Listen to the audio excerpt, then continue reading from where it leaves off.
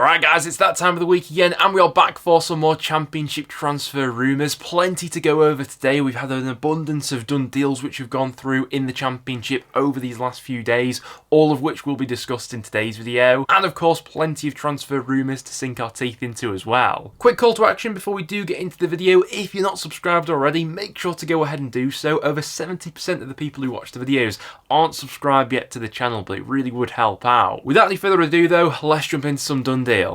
There's only one place to start out, and that's with Archie Gray. His transfer to Tottenham Hotspurs has since been confirmed. Now, this has been quite the 48 hours for Leeds United and Archie Gray. Plenty of twists and turns in this whole saga. We did a bit of a video on him over the weekend, reacting to Brentford having their bid rejected. Spurs quickly swooped in after Brentford and have been able to seal this deal off pretty quickly. We'll speak about the player that Leeds have got in return in just a minute, but in the end, Spurs paying a fee of around about 40 million. Of all the clubs that Gray has been linked to and could have gone to, I do think Spurs makes sense from a development point of view. I think he'll be playing under a really positive and proactive coach in Ange Postecoglou. Won't be put into as much of a pressure cooker environment as some of the other top clubs that he was maybe being linked to, and I think Spurs will give him that opportunity to bed into the first team. But there's no denying it is sad that we are losing a gem as good as Archie Gray from the Championship next season, but very interested to see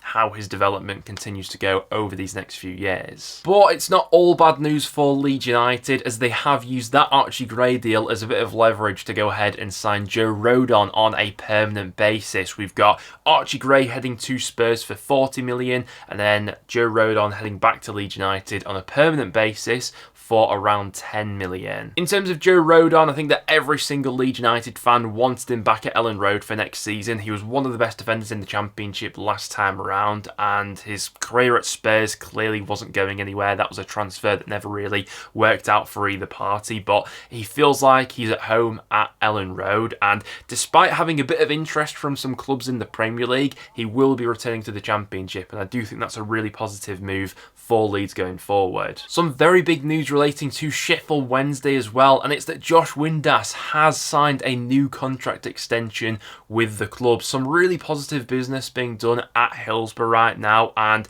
this whole Josh Windass story has rumbled on for quite some time. His contract was set to expire this summer. He had been linked to plenty of other Championship clubs as well, the likes of Coventry and Hull we both saw interested. But quite crucially, Wednesday have managed to get him tied down to a new deal, which I think is good news for them going forward.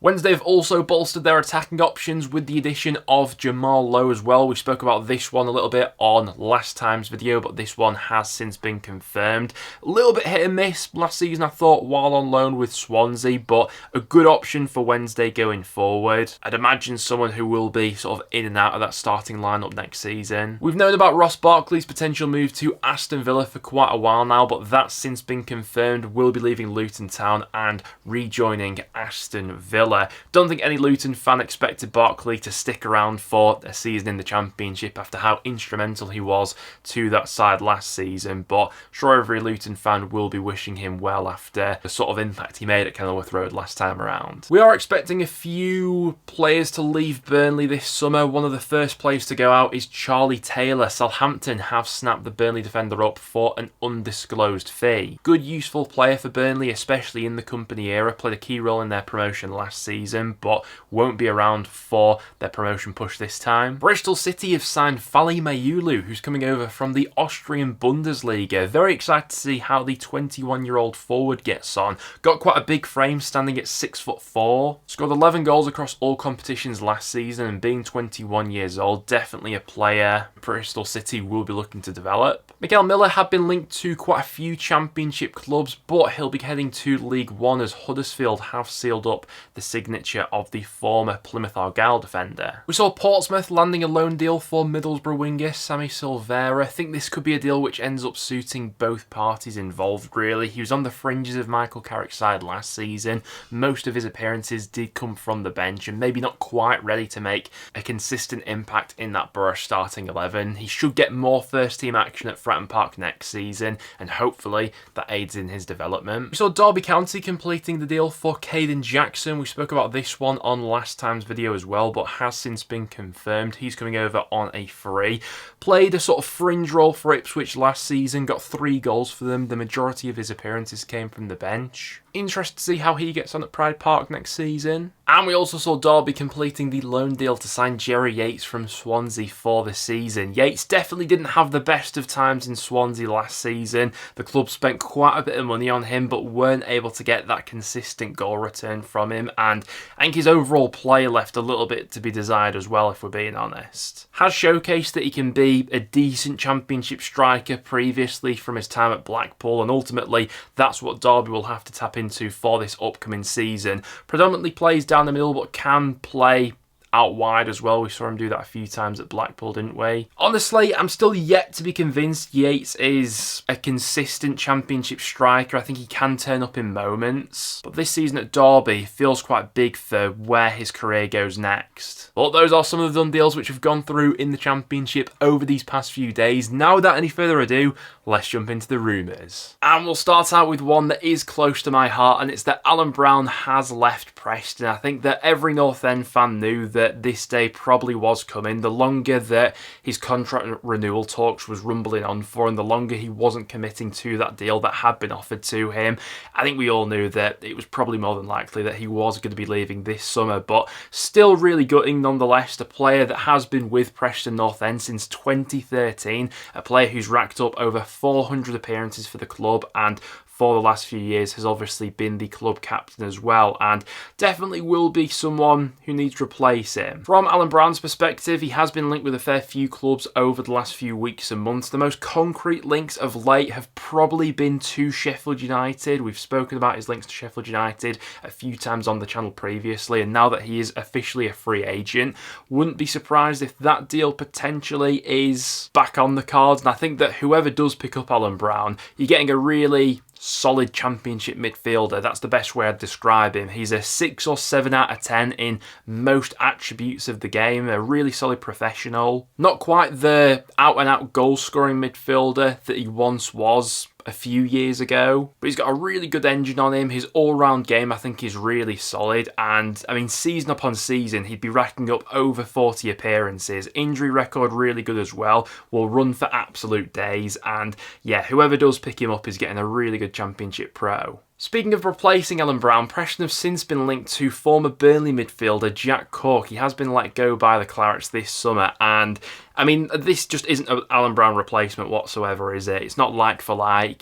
Jack Cork, very much in the twilight of his career now, 35 years old, didn't play a lot for Burnley last season. Only made 4 substitute appearances for them in the Premier League, and that was it. That totaled just 25 minutes of football in the end. Alan Browne, this very energetic, all-action midfielder, and Jack Cork at this stage of his career just isn't that. And thinking of some of the other profiles who we've already got in midfield, I'm not sure that sort of target makes sense really. Peterborough wing-back Harrison Burrows has been linked with plenty of Championship clubs, coming off the back of a really successful campaign in League One last time around, where he scored 6 goals and produced 15 assists over the season. He's now into the final year of his contract with Peterborough as well, and it does seem feasible that a move to the Championship will happen this summer. Sheffield United being heavily linked with the 22-year-old of late. Only potential snag with this deal right now in Sheffield United is the takeover and everything sort of on hold until that properly goes through. And it could be a potential double deal for Sheffield United as well, as they're also eyeing a deal for Ricky J. Jones of Peterborough. Really good upcoming player, 21 years old, got 14 goal contributions in League One last season. If the Blades were able to pull off both those signatures, as well as getting Alan Browne through the door,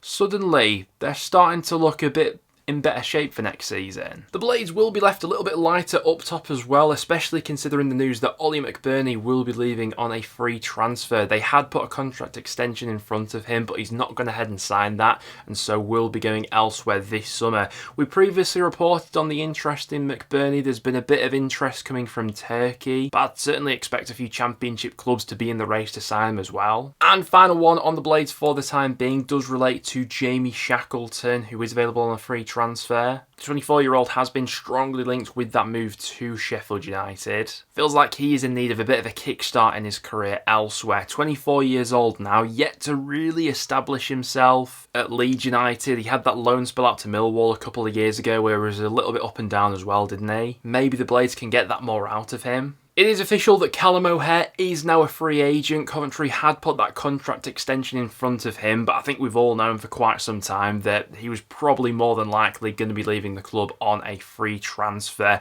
A shame really, a great player for Coventry in years gone by. Obviously over these last 2 years, 18 months, has missed quite a bit of football due to injury, but when fully fit, a really good dynamic playmaker for the Championship, and plenty of clubs have been linked. Plenty of the Championship big boys, a few Premier League sides, and Celtic also, who I've seen in the mix for his signature as well. And it is a little bit of an end of an era at Coventry, as Matty Godden appears to be on his way to Charlton Athletic into the final year of his contract at Coventry, and that deal to Charlton does seem to be agreed. I think this one probably works out best for all parties. Godden's been a great servant to Coventry in these last few years, but where his career is at right now, where Coventry currently are and where they want to go, I think it's probably right that they do have this.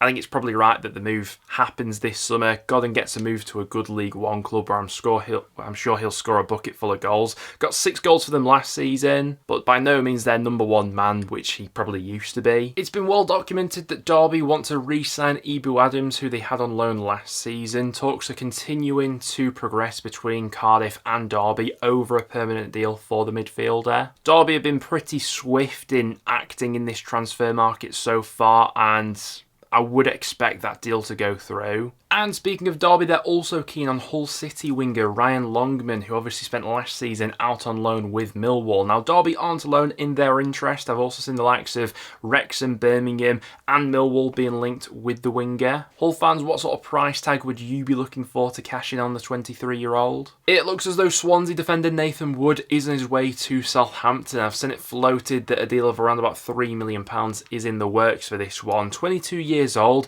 definitely had some ups and downs last season, I think it's fair to say, like a lot of that Swansea squad probably. Not fully convinced he's ready to be thrown into Premier League football right now, but Swansea will bank a decent chunk of change for him and hopefully will start to work on some incomings over these next few weeks. Coventry have been linked with a move for Nottingham Forest defender Joe Worrell, who spent the second half of last season out on loan with Besiktas. We've also had Sheffield United linked with the 27-year-old in recent weeks, and Nottingham Forest in a position where they are happy to offload him. However, does seem like there is a bit of a stumbling block for Coventry in the way of Joe Worrell's wages. Currently, his wage packet is deemed to be a little bit too much for Coventry, and so it does appear as if they could turn their attention elsewhere. Celtic are said to be interested in Burnley defender Dara O'Shea. This would be an interesting move. We have seen Celtic linked with a few Championship stars in recent weeks. Obviously, Adam Eder, another one who they are keen to bring back to Celtic Park for next season. There's no doubt a lure to somewhere like Celtic as well that would intrigue a lot of Championship players. Whether or not Celtic would be willing to cough up the sort of money that Burnley would be looking for O'Shea, though, I'm not sure. But guys, there you have it. That will wrap it up for today's video. Plenty more updates to come out on the channel over these next few weeks, so if you're not already, make sure to go ahead and do stick around and subscribe. But apart from that, guys, thank you very much for watching, and I'll see you all